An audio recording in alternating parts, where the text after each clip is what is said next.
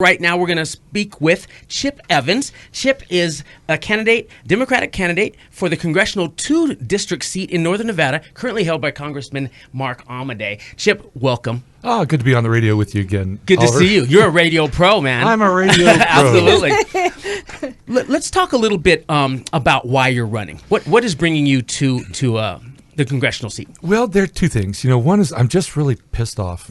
Yeah. I'm mad about as I look at our government, the systems, the laws, the regulations are all set now to do exactly what they're doing, which is hollow out the middle class, make it hard to have good-paying middle-class jobs. Right. And it rewards the wealthy and super rich and the multinational corporations and disregards a lot of just regular folks like us. Very well said. Let's for folks who don't know a lot about you, perhaps, let's go into your background, your professional bio. Sure. Well, my professional bio, most of my career was in the high technology field over in Silicon Valley.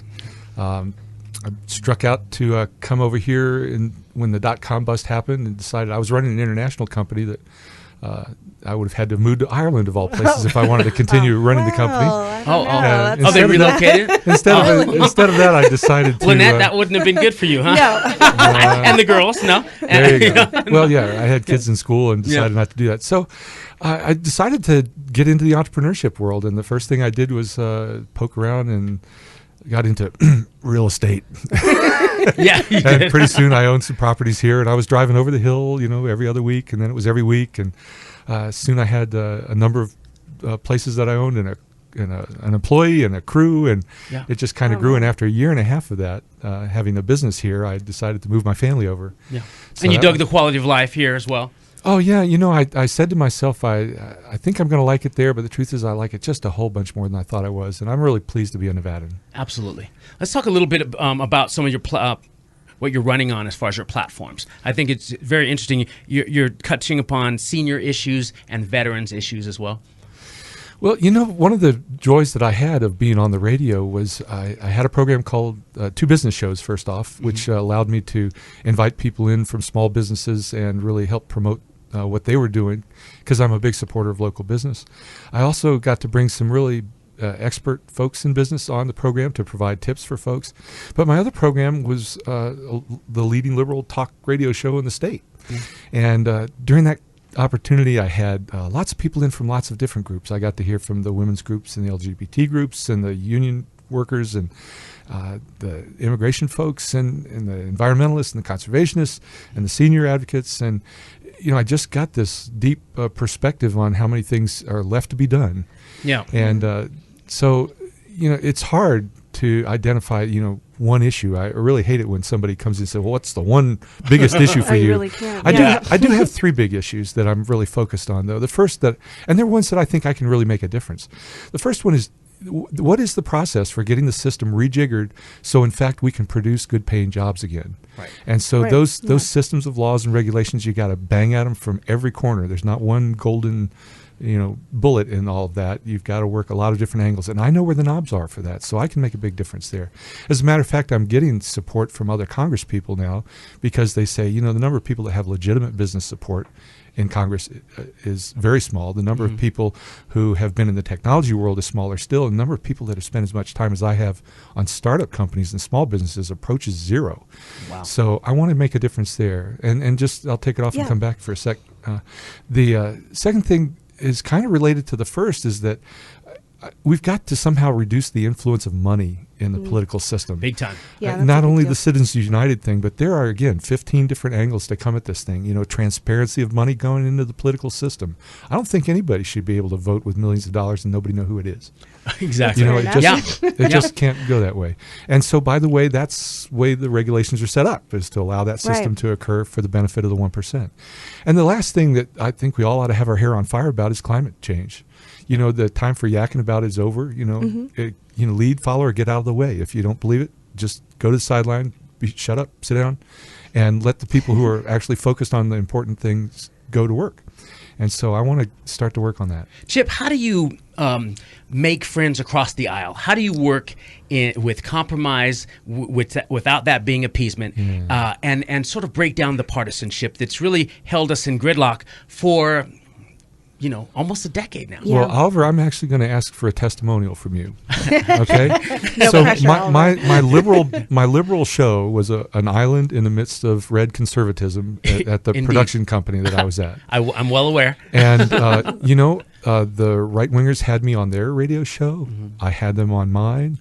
And sure enough, I'll bet you any one of them, and you can go test this out, and I think you'd probably know it's true already, Yeah. would say, Chip's a good guy. He's a thoughtful guy. He'll talk with me. I don't agree with a single thing he says, but I can talk to him, and from time, and we get to points of agreement. Mm-hmm. Yeah. There are That's things we can really agree one on, of the things I asked and you. Yeah. as far as getting to agreements on solutions, you got to get to agreement on the problem identification first, and I can get there. I've got a long history of doing that. I'll give you another example where I worked across the aisle. I was chair of the Washoe County Democratic Party for a moment, and when Gabby Giffords got shot. Mm-hmm. And that very morning, I drove over to the GOP headquarters here, and it turns out they had a big meeting going on that morning. And I pulled out the executive director there, and I said, Ralph, I want you and I to sign this joint press release that we abhor violence in the political system here. And it got done. It got published that afternoon. I have a history of reaching across successfully. And last night I was hugging on Adam Kahn, the previous chair, and Right. and Tom Tabor and I have talked at long length, former Republican chair here in Washoe County, about the difficulties of being a party chair. So, Yeah. I have friends that are Republicans, and I don't know that I'm going to get their vote. But that said, I can talk to them, and they can talk to me. Absolutely. I've watched you be very energetic during the campaign process. What's the most exciting part of the campaigning? Many people don't talk about that process, but you seem to be energized by it. Well, there are two things. One is that I genuinely enjoy listening and trying to learn things. I don't assume that I know stuff. And sure enough, if you take that open posture, people true. tell you things that you're amazed at. Right. And all of us have our own story and our own journey, and I enjoy hearing those, and then trying to think about, so if the government is here for the general welfare, what does the general welfare mean for you in your circumstance? And that translation and meeting people to have that conversation is really energizing for me. I'm a son of a veteran, combat veteran, and the treatment of veterans when they come back from their service is appalling. And I've been to two of the veterans hospitals, and these are almost like asylums. And I think that is something that needs to be fixed. How would you address that? Well, let me perhaps alter your perception a little bit. There are a great number of people who actually feel like the VA system here in Reno in particular serves them well. Good. Yeah. And we want to ignore that sometimes because the bigger system is staggeringly inefficient. We have never had the sort of load for impaired veterans coming back that we do now, and we have not stepped up to fully fund the Veterans Administration to the point that they can address all that. Right. We're pretty good on the physical ailments, but the associated mental distress and the family issues we're not addressing very well. And if you ever want to hear a really sad story about veterans, go talk to the veterans that are from the tribes near here. Okay. They have the greatest proportion, Yeah. greatest proportion of veterans out of any community here, and they're being played like ping pong balls between the Indian Health Centers, again a federally funded operation, and the VA hospitals, and there's just some real breakdowns there. So to be specific, 30 seconds. It has a little bit to do with funding. Second off, it has to do with the ability to get care where you need to get it, when you need to get it.